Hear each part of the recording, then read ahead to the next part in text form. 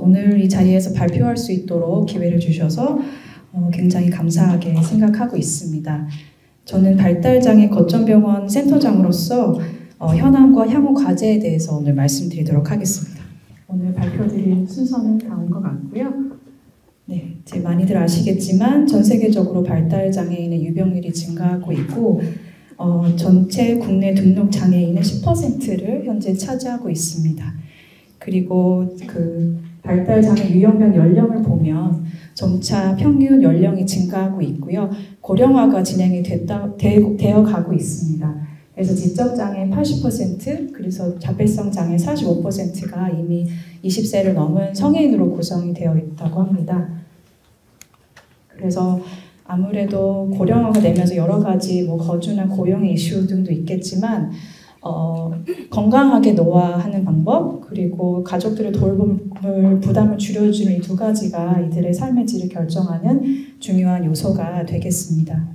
발달장애인의 신체 건강과 관련돼서 여러 연구들이 있지만 일단은 비장애인에 비해서 뇌질환이나 당뇨병, 수면장애와 같은 다양한 신체 질환들이 동반되는 비율이 높다고 알려져 있고 또 여러 가지 요인들이 있겠지만 일단 자신의 건강을 지키기 위한 그러한 건강한 생활 방식에 이제 어려움이 있고요.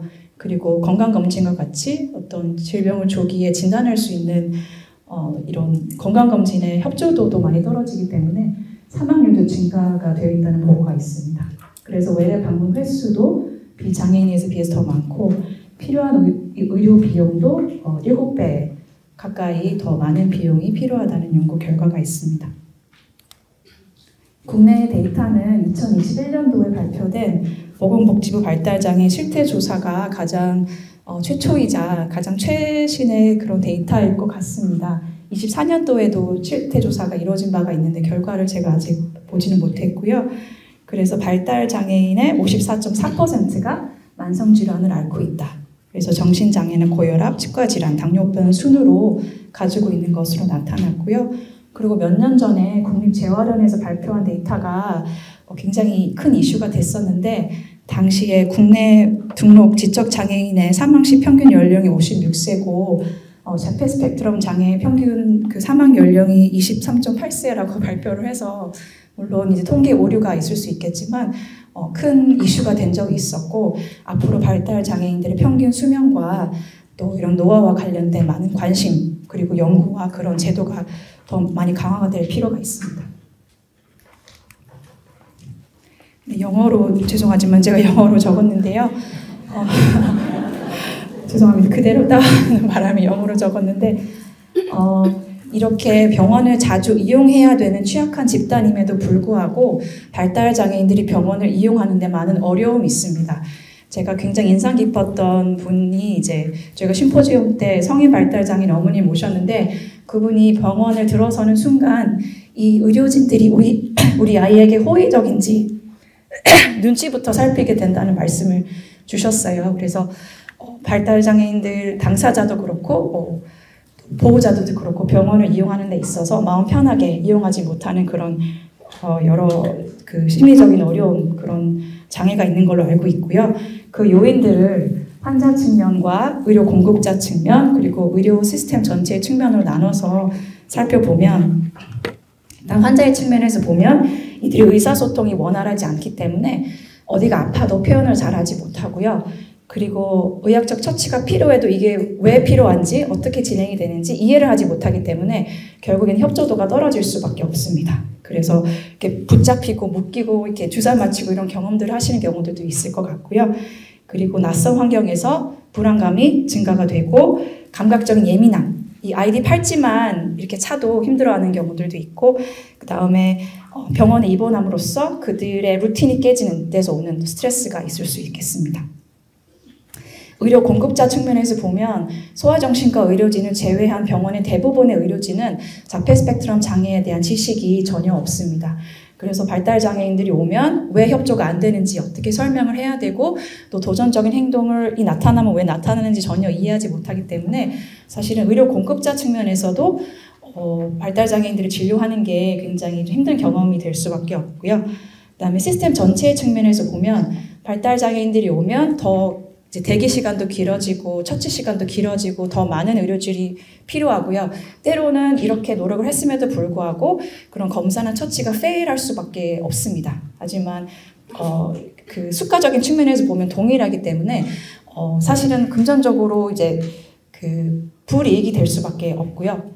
그리고 또 이들을 위한 별도의 대기 공간을 마련한다거나 발달장애 친화적인 어떤 의료 장비를 구매하는 데 있어서도 재정적인 부담이 들 수밖에 없습니다. 그래서 발달장애인들이 편하게 병원을 이용하기 위해서는 이런 환자와 의료 공급자와 시스템 전체 측면에 이런 여러 문제들이 다 해결이 되는 그런 의료 서비스가 가장 이상적이라고 볼 수 있겠습니다. 네, 병원에 가면 모든 게 다 자극이 되죠. 뭐 빛도 자극이 되고 팔찌가 자극이 되고 청진기 차가운 것도 다 자극이 될 수밖에 없어서 굉장히 스트레스풀한 환경이고요.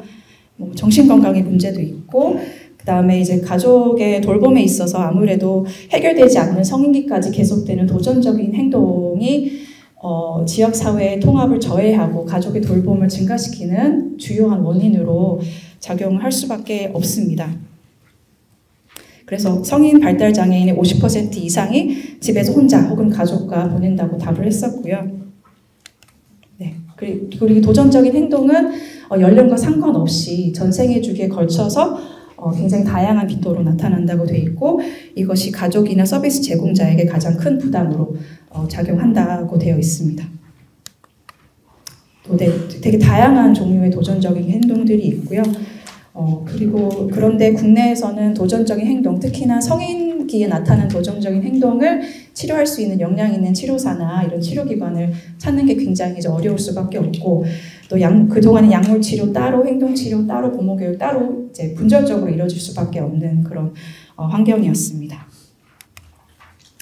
그래서 발달장애인 권리보장 및 지원에 관한 법을 통해서 발달장애인 거점병원과 행동발달증진센터를 설립할 수 있는 법적인 근거가 마련이 되었고요. 사실 이 두 가지는 엄밀하게 조금 다른 기능을 가지고 있습니다.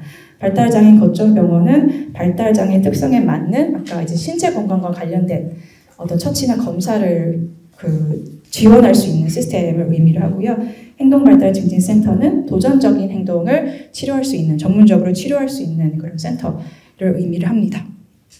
그래서 법률이 제정이 된 이후에 2016년도에 한양대학교 병원과 양산부산대학교 병원 두 개소에서 일단은 지정을 받아서 운영이 되기 시작했고 현재는 전국 12개소가 이제 개소가 돼서 운영이 되고 있습니다. 네, 그래서 전국적으로 12개소가 있고 서울대학교 병원이 현재 중앙지원단으로 지정이 되어서 운영이 되고 있습니다. 네, 그래서 많은 환자분들이 점차 건수가 늘어나서 전국적으로 2만 건 이상의 치료 프로그램이 제공이 되고 있는 상황이고요. 네, 그래서 그동안에 치료뿐만 아니라 여러 가지 언맷 니즈를 만족시키기 위해 여러 가지 연구와 치료 프로그램을 개발하기 위해서 여러 선생님들과 각 병원의 선생님들이 노력하고 계시는 걸로 알고 있는데 일단 함께 이루어졌던 그런 몇 가지 작업들을 말씀을 드리면 2024년도에 발달장애인 거점병원 연합과 또 국내 발달장애인 전문가들이 모여서 발달장애인 진단과 치료를 위한 한국형 임상 가이드라인을 발표를 했습니다. 그래서 이 내용은 무료로 이제 중앙지원단 홈페이지에서 무료로 이제 다운로드 받으실 수가 있고요. 국내 가이드라인이 소아정신과 학회에서 발간한 게 굉장히 이제 2008년인가 굉장히 이전이었기 때문에 새로 업그레이드된 버전으로 읽어보시면 도움이 될 것 같고 또 보건복지부 발주로 발달장애인 조기 개입과 관련된 많은 이슈들이 있습니다. 뭐 이제 에비던스가 부족한데 유행하는 여러 그런 치료들도 있고 또 비용도 너무나 이제 많이 부담이 되기 때문에 현황을 분석하고 개선 방안에 대한 연구를 용역 연구로 진행한 바가 있었고 2023년도에는 장애인 5개년 건강보건관리계획 종합계획에 발달장애 분과로 참여해서 계획을 수립하는 데도 참여를 했습니다. 세계 자폐증 인식의 날에는 매년 각 병원에서 자폐에 대한 인식을 더 높이기 위해서 여러 가지 행사들을 각자 진행을 하고 있고요. 뭐 캐리커처라든지 웹툰이라든지 책방, 뭐 이제 전시회 이런 다양한 행사들을 각 병원에서 개최를 하고 있고, 그리고 아무래도 성인 발달 장애인을 위한 치료사 인력 양성과 또 이제 그 근거 기반의 치료가 아직 많이 널리 이제 퍼지지 않는 것이 우리나라 현실이고요. 그래서 중앙지원단에서는 미국 러커스 대학교와 MOU를 맺어서 거기 성인 프로그램을 그분들을 모셔서 작년에 한번 워크숍을 진행을 했고, 올해는 각 교천병원에서 이제 근무하고 있는 치료사들이 직접 그 러커스 대학교를 방문해서 치료 프로그램을 배울 수 있는 워크숍을 개최하는 것을 목표로 하고 있습니다. 네, 각 병원에서 여러 가지 연구들과 치료 프로그램을 개발하고 있는데 저는 저희 병원에서 진행하고 있는 사업과 연구들만 몇 가지 말씀을 드리도록 하겠습니다. 일단 저희는 일단 거점병원 그 환자 측면과 시스템 측면과 그 의료진 측면 모두 다 세 가지 다 저희가 해결할 수 있으면 가장 좋겠지만 그게 그 한정된 예상으로 쉽진 않았었고, 저희가 가장 중점으로 하는 부분은 환자의 부담을 줄여주기 위해서 전담 진료 코디네이터를 저희가 두었습니다. 이분의 역할은 사전에 계획을 세우는 거고요. 대학병원 가면 가장 힘든 게 이과 갔는데 저과 가라고 하고 그러면 며칠 또 있다 와야 되고, 이과 갔는데 검사 또 며칠 있다 와야 되고, 또 결과들을 또 이때 와야 되고, 그래서 진료를 보기 위해서 한 3-4번에 걸쳐서 대학병원에 이제 와야 된다는 점이 가장 불편하신 걸로 알고 있어요. 그래서 전담 진료 코디네이터의 역할은 미리 메디컬 히스토리를 듣고 또 가능하다 병변 사진을 얻어서 이분이 직접 각과 진료 교수님들을 찾아가서 병원에 와야 되는 일인지 아닌지, 그리고 어떤 검사를 받아야 되는지를 확인을 하시고 하루 안에 다 해결할 수 있도록 계획을 짜주시는 게 이분 전담 진료 코디네이터의 역할이고요. 이것만으로도 많이 좀 불편이 해소가 되는 것 같습니다. 그래서 이분의 역할이 저희 그 사업에서 중추적인 역할을 하고 계시고, 그다음에 저희가 또 하다 보니까 발달장애인들이 다른 분들과 함께 병실을 쓰는 것도 굉장히 좀 힘들어하는 부분이 있어서 저희가 1인실처럼 사용할 수 있는 구조를 만들었고, 간단한 처치나 검사가 필요한데 외래에서 대기하기 너무 어렵다 그러면 당일로 입원하고 당일로 퇴원할 수 있는 이런 당일 입퇴원 시스템을 저희가 만들어서 운영을 하고 있습니다. 네, 저희 병원 사례 몇 가지인데 자세하게 말씀을 드리진 않겠지만 이분들은 병원을 몇 번 이용하다 보니 불친절한 곳이다, 프렌들리하지 않는 곳이다라는 인식이 박혀서 주차장에서 아이가 이분이 내리질 않아요, 이렇게 말씀하시는 분이 너무 많으시거든요. 그래서 저희 서비스는 일단 주차장에서부터 시작이 되고, 네, 그리고 또 많은 인력들이 필요합니다. 아무래도 한 분만이 아니라 여러 사람이 한꺼번에 도움을 줄 수밖에 없는, 그래서 사전 계획을 세우는 전담 진료 코디네이터 역할이 굉장히 중요하고, 저희 병원 홈페이지에 가면 저희가 발달장애인 거점병원 체크리스트를 만들어서 탑재를 했는데, 제가 말씀드린 부분들 다 이제 유선으로 설명하기 힘들 수 있으니 전산으로 입력하시도록 저희가 포맷을 만들었어요. 그래서 이분이 발달장애인 어떤 진단을 받았고 어떤 약을 먹고 어떤 도전적인 행동이 있었고 예전 병원에 입원했을 때 어떤 게 힘들었었고 뭐 지금 어떤 상황인지 메디컬리 어떤 상황인지를 다 작성을 해서 저희 홈페이지에 입력을 하면 저희 진료 코디네이터에게 전송이 되는 이런 체크리스트를 저희 홈페이지에 탑재를 했습니다. 그리고 이제 병원 여권이라는 것도 한번 개발을 해봤었는데 굉장히 뭐 거창한 게 아니라, 제가 부모 교육 갔다가 이거 너무 아이디어 좋다고 말씀하셔가지고 이게 영국의 내셔널 오티즘 소사이어티에서 하스피털 패스포트를 만들어서 홈페이지에 나와 있는데요. 그러니까 발달장애인들 어릴 때부터 여러 가지 병원을 돌아다니는데 병원 옮길 때마다 어디 다녔고 무슨 약을 먹고 일일이 다 얘기하고 기억하기 너무 어렵잖아요.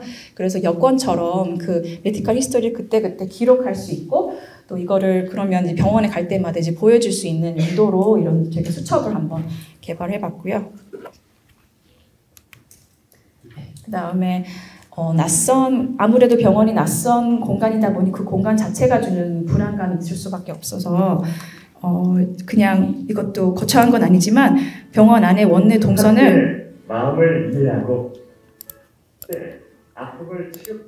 네, 실제 동선을 이렇게 주차장에서 여기 원목과 수납을 하고, 네, 이게 엘리베이터와 에스컬레이터를 타면은 이렇게 생길 것이다. 정신건강의학과 간판이 이렇게 생겼고, 이렇게 네, 진료실이 이렇게 생겼고, 미리 한번 경험하고 오실 수 있도록 그냥 실제 동선을 촬영을 해서 저희가 유튜브에 업로드 해놨습니다.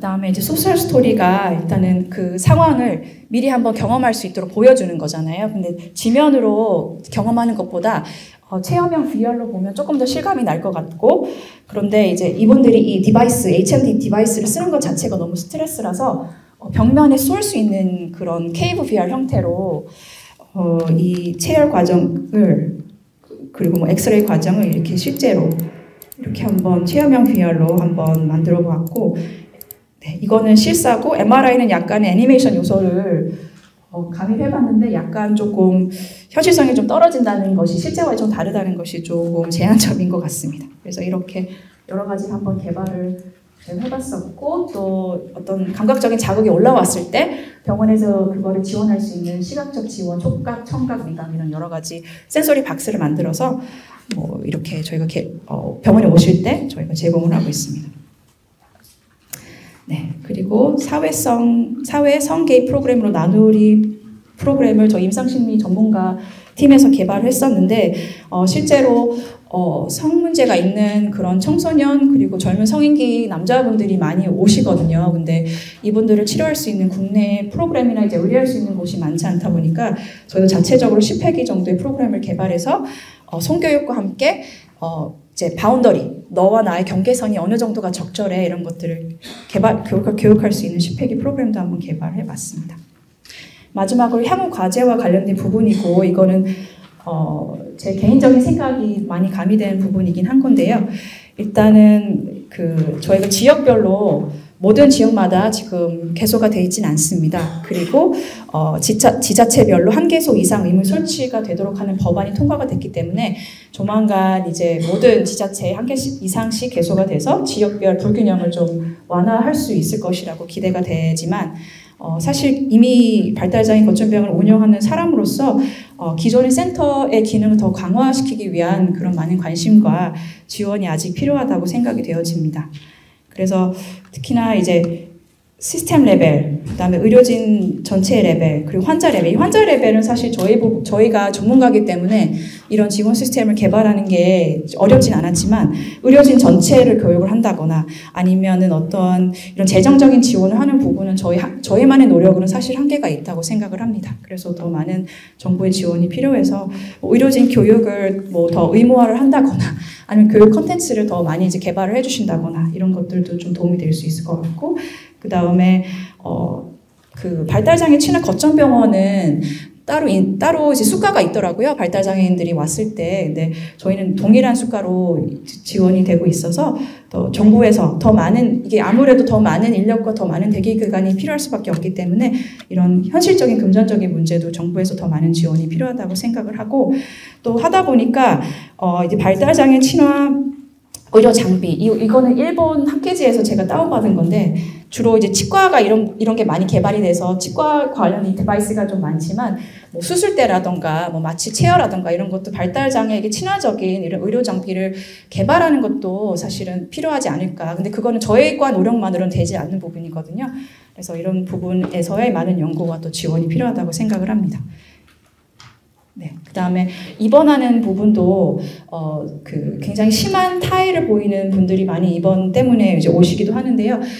입원을 시켜서 경험하다 보니까 발달장애인 그분들이 그냥 일반 보호병동에 입원하면 굉장히 힘들어하세요. 그 이유가 일단은 본인만 발달장애인이기 때문에 본인에게 필요한 어떤 디바이스라든가 일단 루틴이 깨지시고요. 그 다음에 이분들에게 또 프렌들리한 어떤 치료 프로그램이라든가 이런 게 전혀 없거든요.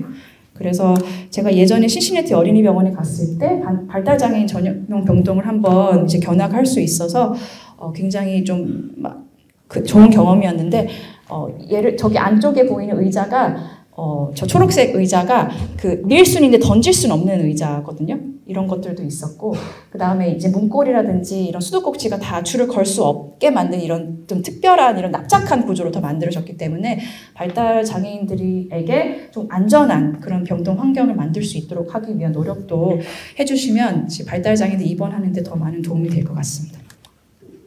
네, 그래서 또 인상적이었던 게 각 환자별로 ABA 테라피스트가 병동에 상주하다 보니까 이분이 어떤 하루 일과가 다 팩스로 어떤 음식을 먹을 거고 어떤 놀이를 할 거고 이걸 다 팩스로 개인 맞춤형 플랜을 보여주는 것도 굉장히 인상적이었고, 그다음에 여기 자세히 보이진 않겠지만 모든 가능한 의료 처치에 대해서 그림이 다 있어요.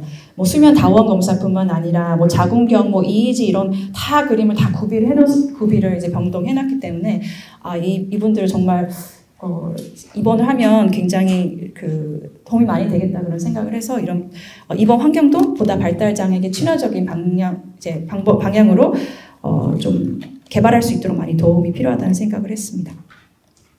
네.